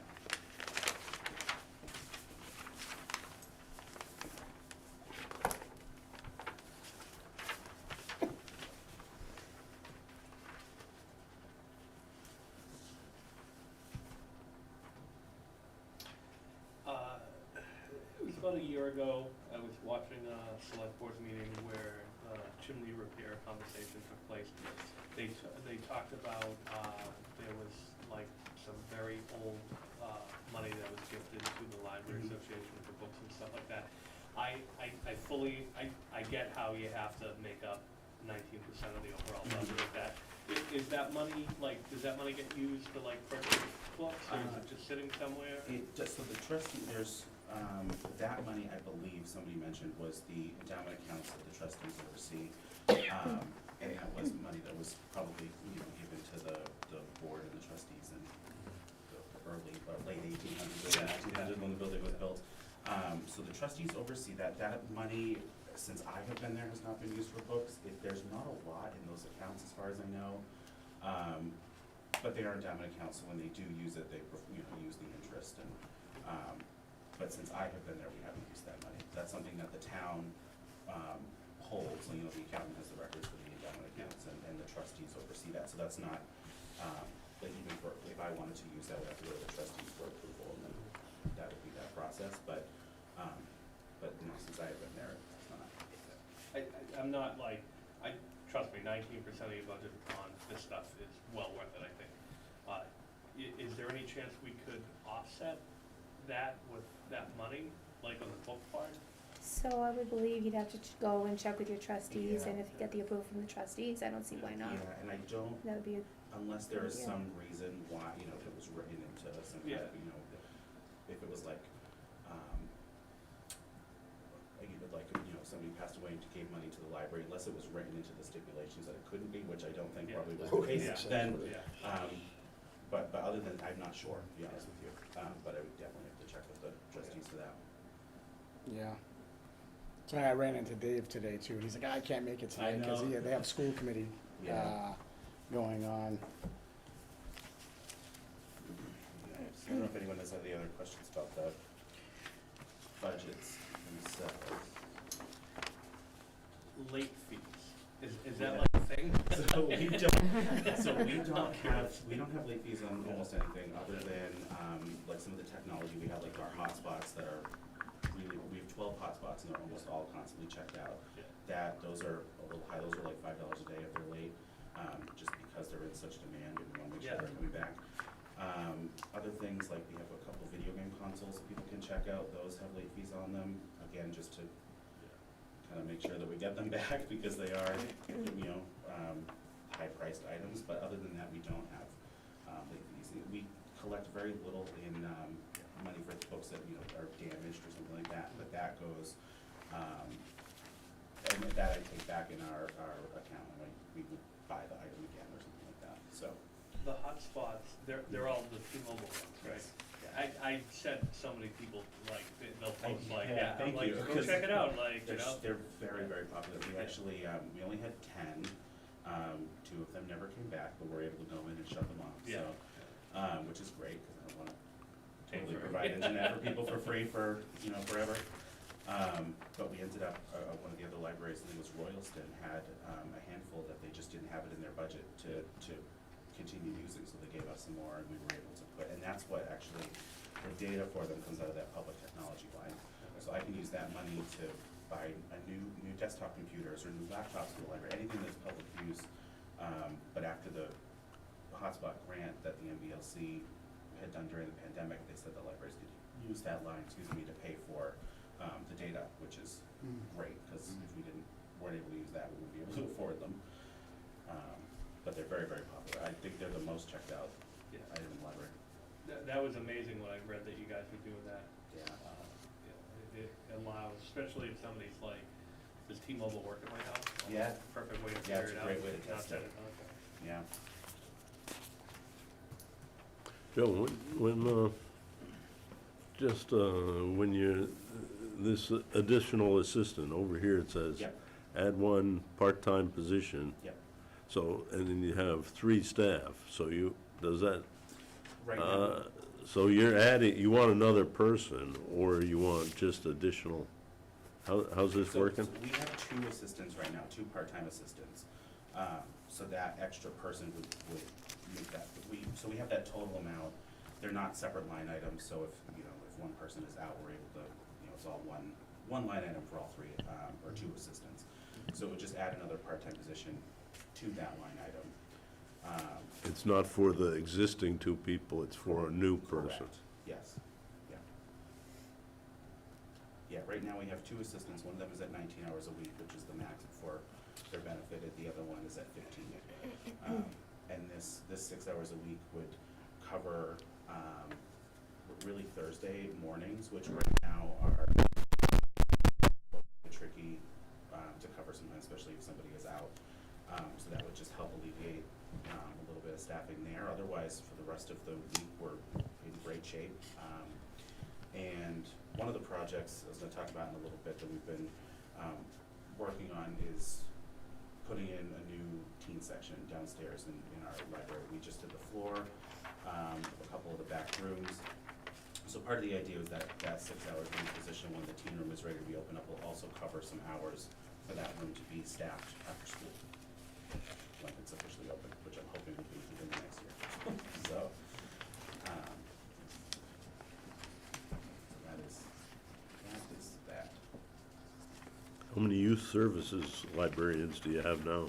We do 2. We have one, they both work 25 hours a week. So we have a youth services head and we have an assistant youth services. Both of them, do programming and all that kind of stuff. And that just helps too because, especially with kids programming, it's such a wide range of, you've got, infants and toddlers, and you've got school age, and you've got tweens, and you've got teens that all have different, we can't just do one, like for adults, you can't just do one program for adults. You can't do one program for kids age 0 to 18. So this helps kind of separate some of the responsibilities for that position. And I say we have 4 full-time positions, which really is not true. We have 4 benefited positions, but none of them work. Actually, no one in the library, including me, works full-time, works 40 hours. I'm only at 35. Everybody else, all the other 4 benefited staff are 29, 26, 25, and 25. And a lot of them really over the years we've been, we have adult and technology services and cataloging and interlibrary loan specialists. We've kind of added responsibilities to these positions instead of creating their own positions. So this was just on the assistant youth services position was just changed last year, I believe, and funds out of the library assistants to cover that, and from the youth services librarian. The youth services librarian used to be 29 hours, and now they're 25, and so is that assistant position. So I rearranged the budget a little bit so that it was the same. The bottom line was the same, just rearranged it to create that new position. What are the hours of the library nowadays? 32. 32 overall. Yeah. And I did look into, because I wanted to see compared to other libraries in the area. We have a lot of patrons that come in from other towns. Yeah. I think the other, actually OCAM, I think is open 24 hours a week. Or 26. Something like that. But the majority of the libraries surrounding us are 15, 19, so we definitely do have best hours from all the libraries around. And that is another one of my plans too. So I have, underneath the budget sheets, I've got a copy of the memorandum that I'm sure you probably already have, but I printed that out anyway just so you can see that. And it explains you know, some of the stuff that we've gone through, the goals and accomplishments in the last year, some of our numbers for total attendance and things like that. Some of the grants that we've received, all the programs that we've done in the last calendar year. So it just basically goes into, you know, in a little bit more depth what I just covered in the budget, but, the sheet right after that, I just put together the statistics summary sheet, that shows our attendance by fiscal year. So if you asked about hours at the library, Hubbardston has a similar size population, I think they maybe have 400 fewer people. They saw just around 5,000 visitors last year, and we had right around 25,000. So it's a big difference between the two communities. And it's, you know, it's really great for us. Same thing with programming, like we do roughly to FY '24, we did 223 programs, and we had over 5,000 people attend those programs. Some of them are way bigger than, like Halloween, we have 800,000 people coming into the library, you know. Sometimes in the summer too, we have Touch a Truck, which is a big one on the common with the DPW. We've got Teddy Bear Picnic, we do some stuff at Nornay Park, and those usually bring a lot of people in too. And then our circulation too has gone up pretty consistently since the pandemic. And it's actually at its highest, I'm pretty sure all of them are at their highest, including attendance, since the pandemic and before the pandemic. We've exceeded our pre-pandemic numbers, which is great. Does circulation include Hoopla and Libby? Yes, yep, all e-content as well. But it just kind of, you know, puts it into a little bit of perspective that we're very lucky to be, I tell people all the time, we're lucky to have, we have these numbers because we have the staff that we have, the number of staff that we have, and we have the hours we're open, and the building. You know, that the BLA built that addition 20 years ago. I mean, if we didn't have that space, we probably wouldn't have as many people coming in. So, you know, it is tricky, and I know, and it's hard because the library, you know, we're not bringing in revenue, but there are plenty of different ways that I can show the value to the community, and that's what I was trying to do with that summary sheet. And same thing with the little return on investment calendar. I have the calculator at the bottom of that sheet I thought was interesting. So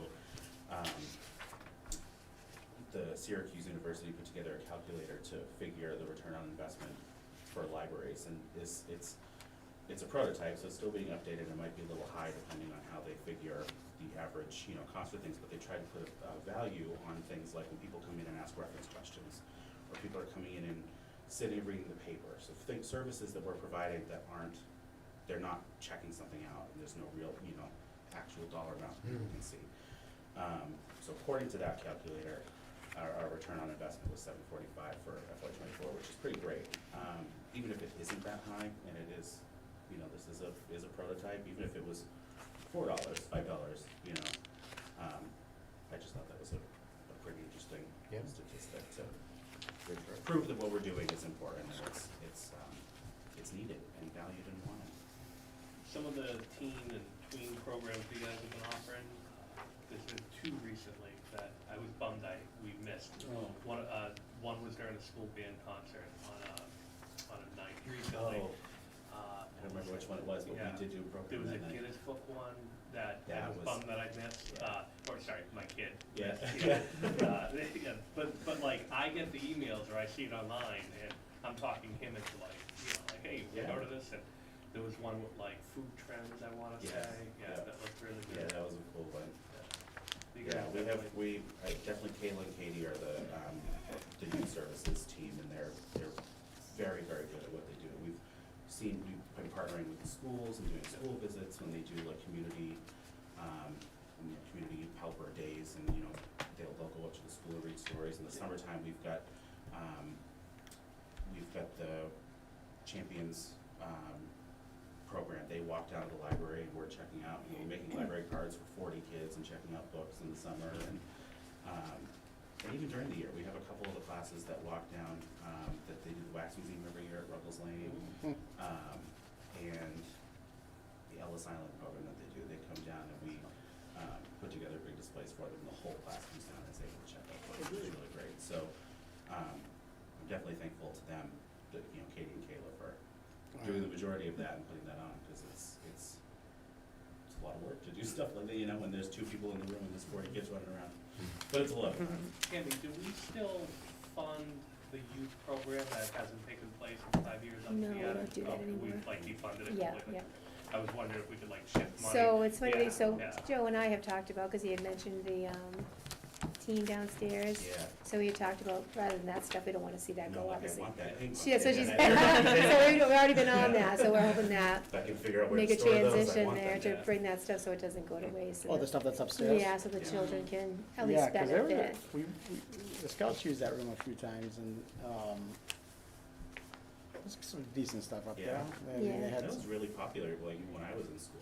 Yeah, Joe's already claimed it, so. I was wondering, like, if we were just funding that budget to only like pass the money over next year, I was gonna say like, maybe we can shift money out of that budget and then put it in the library budget and offset. Yeah. Well, we did, and I think the first year out of COVID, I think it was like 22, a representative from that committee did show up, asked for the funding to continue the program, but then they never did anything with it, so it went for another year, and then we took it out of the budget. I think last year was the first year we didn't have it in the budget, because it was just unspent funds, and I think it wasn't a significant I dollar feel like it was value. like $250. Yeah. No, I feel like it was like, Oh. yeah, Yeah. 2,500 or something Yeah. like that, yeah, it was very low. But it's not in the budget anymore, so you missed out. That's it. Well, and then the final thing in the packet is just a copy of our long-range plan, which, you know, I reference every year in the memorandum, but I figured I'd print out a copy for everybody. You know, that goes through, the community results in the community survey that we did, and the last few pages are, specific goals that we have, and service priorities for the next 5 years. I figured I would print that out for you. And the only thing that I do wanna say about the, you know, I know this is a tough year, but for the salary specifically, I only mention this because I wanna compare the dollar amounts. Last year, pretty close to town meeting, the town gave 2 non-union employees a 12% increase to their salaries.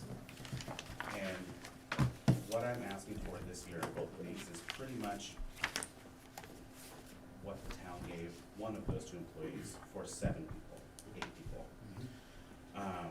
And I mention that again because I also wanna say, there's a position right now that's open, where the requirements for that position and the qualifications for that position are less than what the part-time benefited employees at the library that are required of them. The level of responsibility, that they have is more than some of these positions, and that position is starting at a higher rate than I'm even asking for this year. So that is important, I think, to point out, and is the reason why I'm asking for this increase over the next few years. I think we talked about changing those positions on the classification chart. I still think that's important to do at some point, but it would be a lot to do that all at once. That we have really, there's a big jump in the budget, but I say those things because I want to explain why I feel like that's important for the staff members. And those increases to the staff it does not include my position. This is only for everybody, the hourly employees at the library, which I think is really needed. So I just wanted to say that. I share your frustration. I'm a unionist, so like I think all workers deserve, you know, and I get it. It's I look at the wages and, you know, I know what other libraries make and you know, it is frustrating. And I don't want to negate, you know, other departments and the work that they do.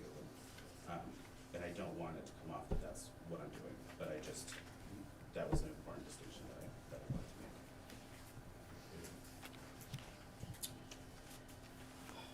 make. Well, I certainly appreciate all of the detailed information, because it attests to the level of support that the community receives, you know, from the library with the programs and the attendance, and, you know, for a well-rounded community like Barre, it is an important service that's provided, so thank you for all of that. Yes, you. Great. Thank you. Appreciate it.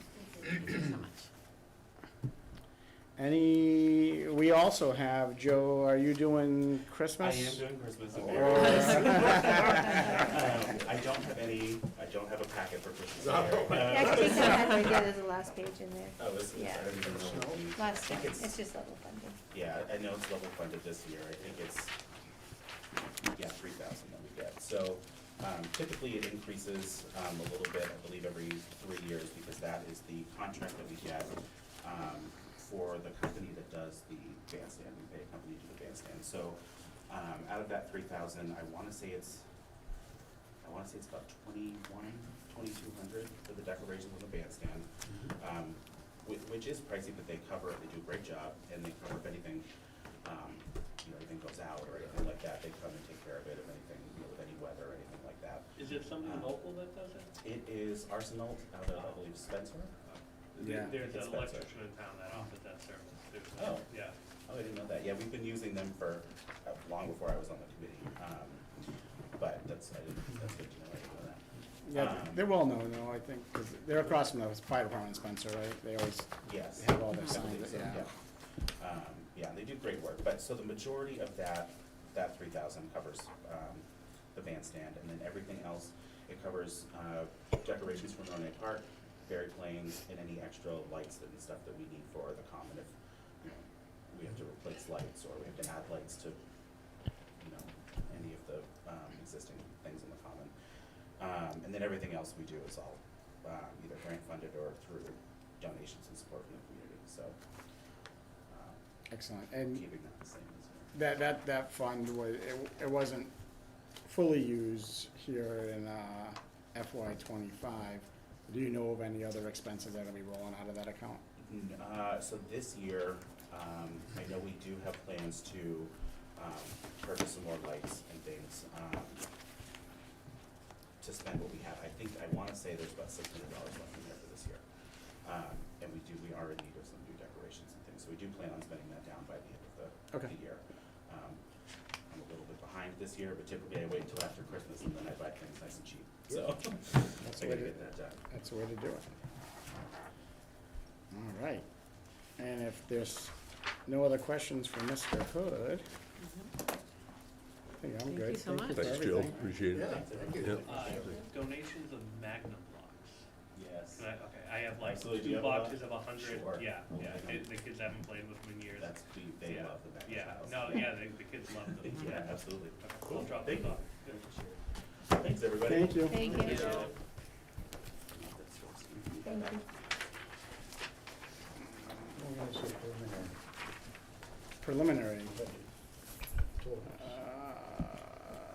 how close are we on preliminary, you think, like a TA preliminary budget? The TA budget, so we have to do 2 of them, I can start work, I'll be honest, I've been trying to get this all together Yeah. for you. So, but I actually wrote myself a note to start working on both those budgets for you. And hopefully, cause we just got for big, we got the schools, obviously. I think the schools have been, I don't know, I just wanna bring up, the schools have been, at least in terms of communication, I think most of us are on those emails, Absolutely. rather transparent this year, and, I'll make sure that we acknowledge that to them, with being invited. Unfortunately, I know I've been jammed up all the meetings they have, and, I know that they're hosting one this Friday during the afternoon, I think it's like 11 a.m., where like, Durant and Berthium will be over there, in terms of, drafting a letter, is the town, has anyone in town I know draft? Maureen is going, And, I can see if I can find it exactly what it is. I think with the, if everyone on the committee is good, I was gonna draft a letter for the finance committee side, Yeah. for our support to have the state legislator look at the Chapter 90 funds and the hold harmless agreement, to help support that effort.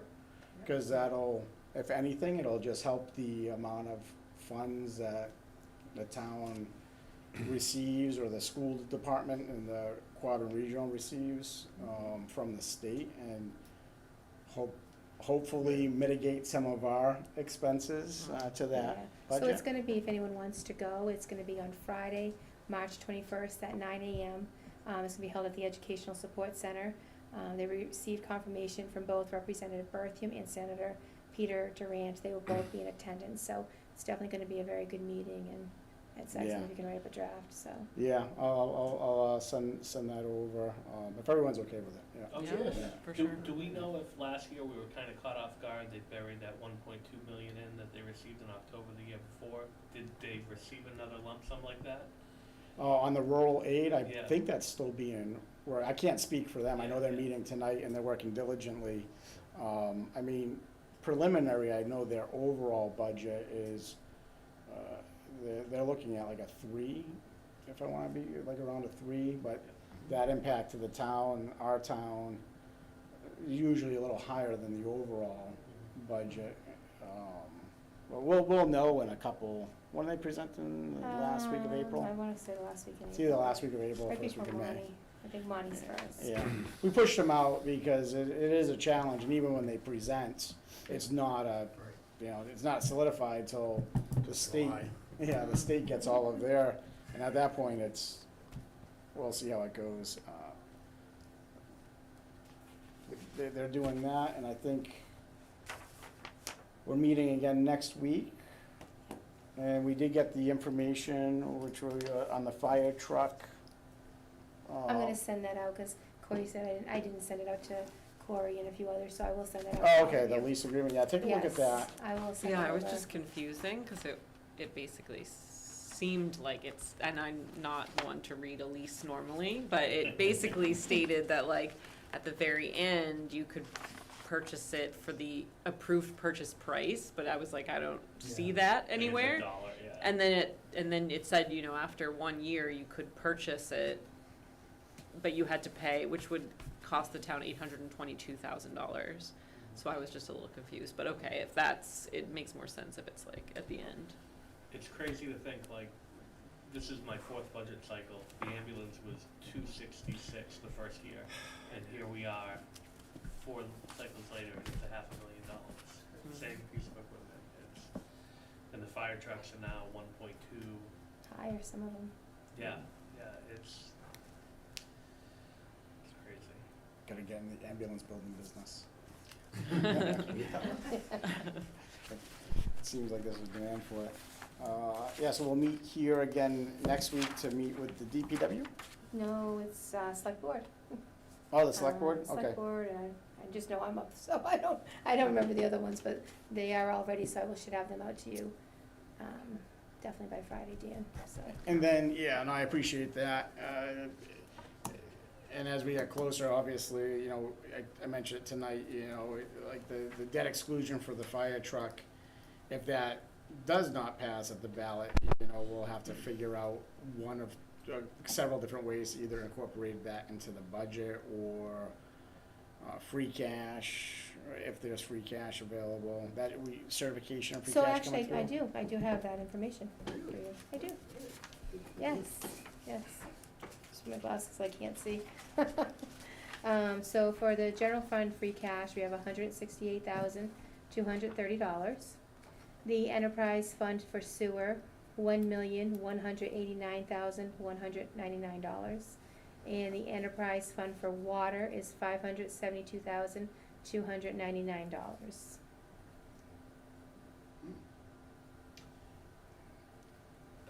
And that 168, that's certified?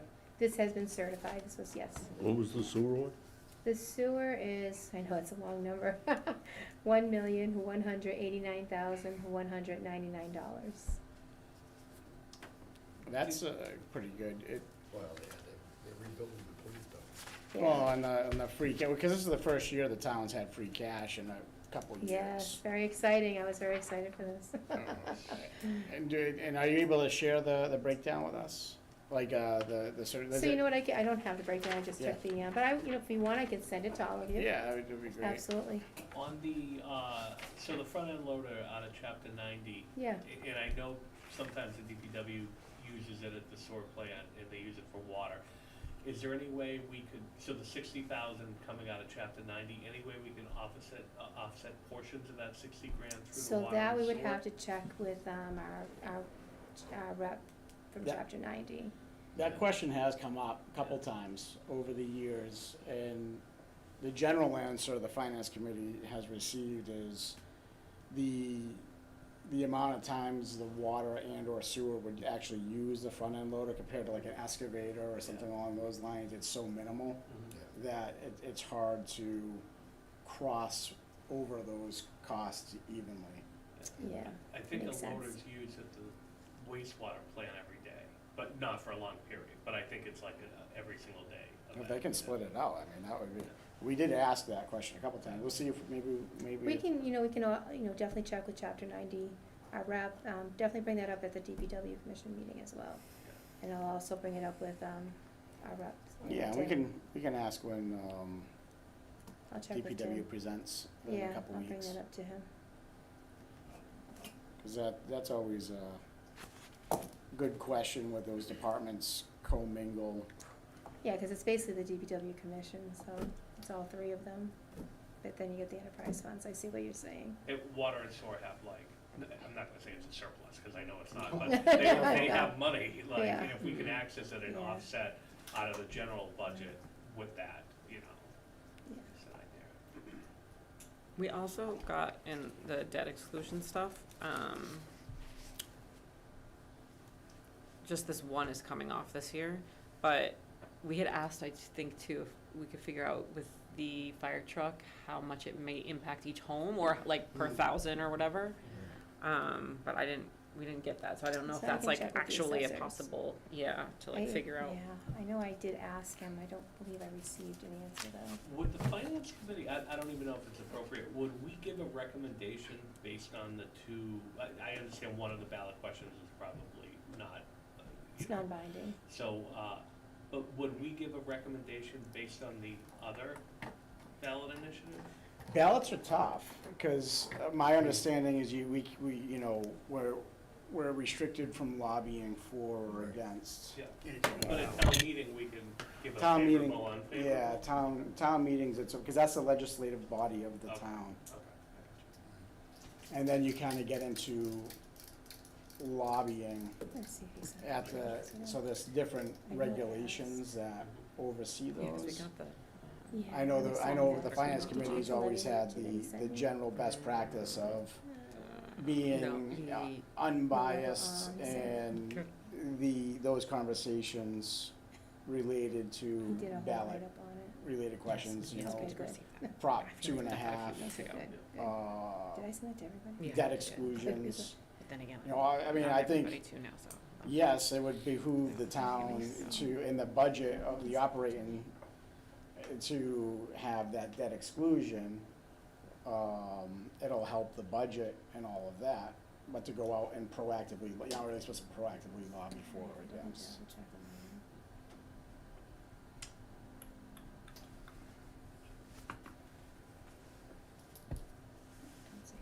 How about, Eric, anything from you going on? No? Good. No. that. This is, I send this one to you? I think we get that debt exclusion After the number, Yeah, because that this is is what I important, I think think, you to sent put to out us. there Fine. And there was like a publicly. whole breakdown of exactly how. To know what Yeah.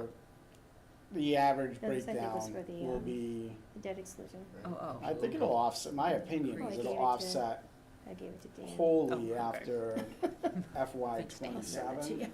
because that's when Ruggles Lane comes off, I just forwarded to myself. and I so believe the can find it common tomorrow. comes off around the same time. I don't know if I did the math right, like, I think I followed a formula, and then like for I'll me send and my it to property everyone taxes, tomorrow. I was like, I can it's send it only to gonna you right increase me now. by Send it to $40 you. a year. And I was like, oh, Yeah, whatever, Tell me if you like, got it. you know, I could deal with that. we broke it down by the thousand before, that way it's, you Yeah. know, if your value of your home is 400,000, you can say, all right, it's, you know, it's gonna be $1 times 40, so 40, Yeah. whatever it may Yeah. be. Okay. That's what we tried to do. Oh, there it We is. did Get it it? during the last debt exclusion, so it shouldn't be too complicated, but So, that'll be good. we will see. I don't have anybody else have anything else? think we're good. Make a motion